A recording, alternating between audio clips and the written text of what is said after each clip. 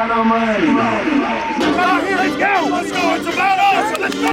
All right, today we're here with Coach Brian Melvin, Paintsville football, and we're going to talk a little bit about this week's matchup and also a little bit about the work that Coach Melvin and our team's done this offseason to get up to this point.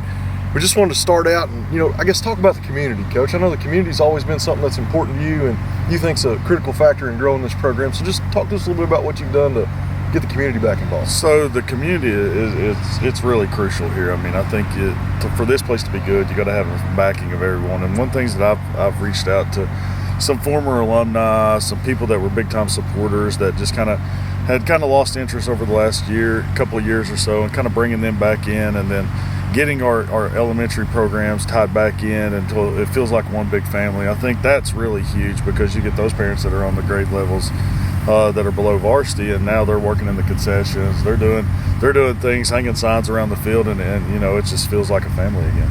And last week, I know we had the weather shortened game, but you got to have the youth out and a big crowd. I know the previous week, with weather wasn't a factor, we had a great crowd. So it's encouraging to see that type of stuff again. And talking about our elementary programs, I think all three have had great seasons up to this point. So you just want to talk a little bit about 3rd, 4th, 5th, 6th, and 7th and 8th. So the 3rd and 4th grade, they are undefeated on the year. They got like 40 players on the roster, and I spoke yesterday at the Kiwanis meeting.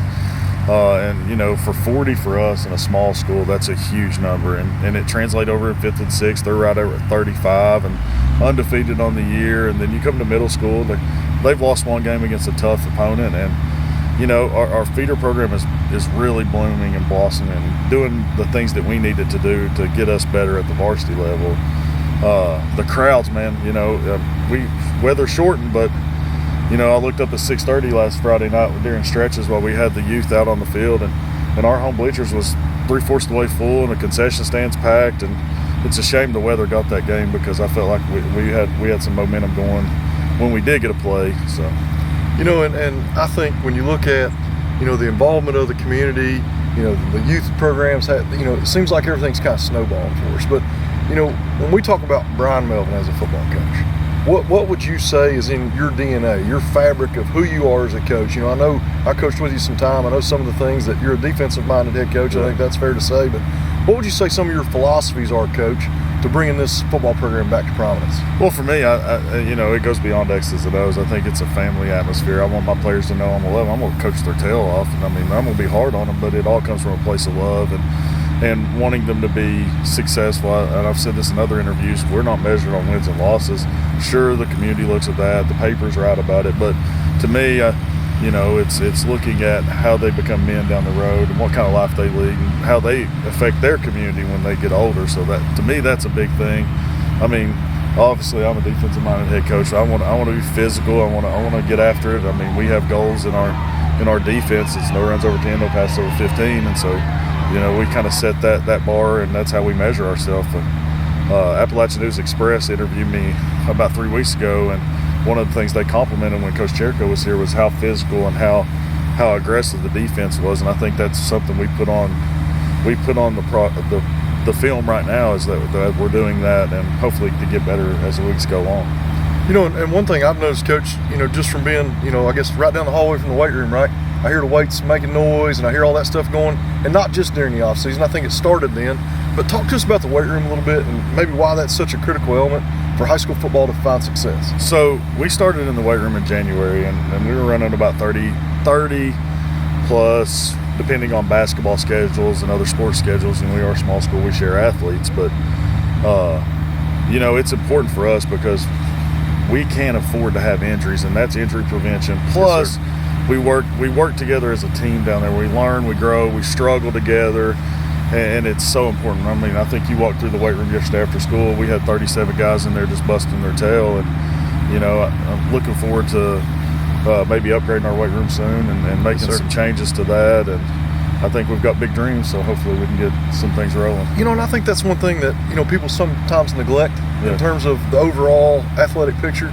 The weight room is expensive to maintain, the equipment's expensive, but that investment is required if you want to be relevant in high school football, I think. Yeah, absolutely. I mean, our board's done a good job over the years of providing us with the state-of-the-art equipment.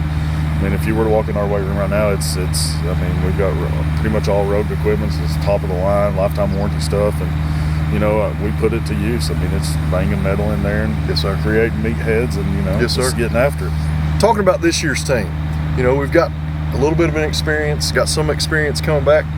Just talk about some of those kids and how they've helped us find success this year, maybe the roles that they play and the roles they're going to play going forward, Coach. Well, I mean, so this team, they have a lot of varsity experience. A lot of the junior class has played pretty much exclusively since they were freshmen. They have some experience. We shuffle players around. We put a new kid in quarterback this year, Parker Helton, and he took and ran with that. We started in January. I mean, we were making trips to Lexington with his quarterback trainer. He took to it like duck to water, man. I think it's 314 yards on the year and 5 TDs for a kid that never threw a ball in a game last year. So, I mean, I think that's really awesome. And then your usual suspects. You got Anderson Loffer out there. I mean, his stats speak for itself. At one point, I think he's leading the state in touchdowns. Dynamic, you put him anywhere on the field. I mean, I wouldn't want to call defenses against him, but I mean, he would be a nightmare for me. But, offensive line speaking, we've shuffled some men. We got a freshman playing right tackle that's really stepped up. And, again, it's just the buy-in, man. It's the buy-in of them wanting to be successful and turn a page and leave a legacy that's better than what it's kind of been happening in the last couple of years. And I look at Anderson last week. A lot of people may not realize first kickoff he took to the house. Mm-hmm. Right? We got that one called back, and then ended up with 1 or 2 touchdown catches last Friday in a game we played about 10 minutes. Yeah, he ended up, I think, with 1 touchdown, and I kind of think it's somewhere around 50 yards of receiving. But I mean, we only played, I think it was 8 minutes and 45 seconds. And we only played 15 snaps offense. So I mean, when you look in the media and all that, and the stats are kind of deceiving when you look on KHSAA. But for 8 minutes 8 minutes of game time, we were really rolling, I felt like.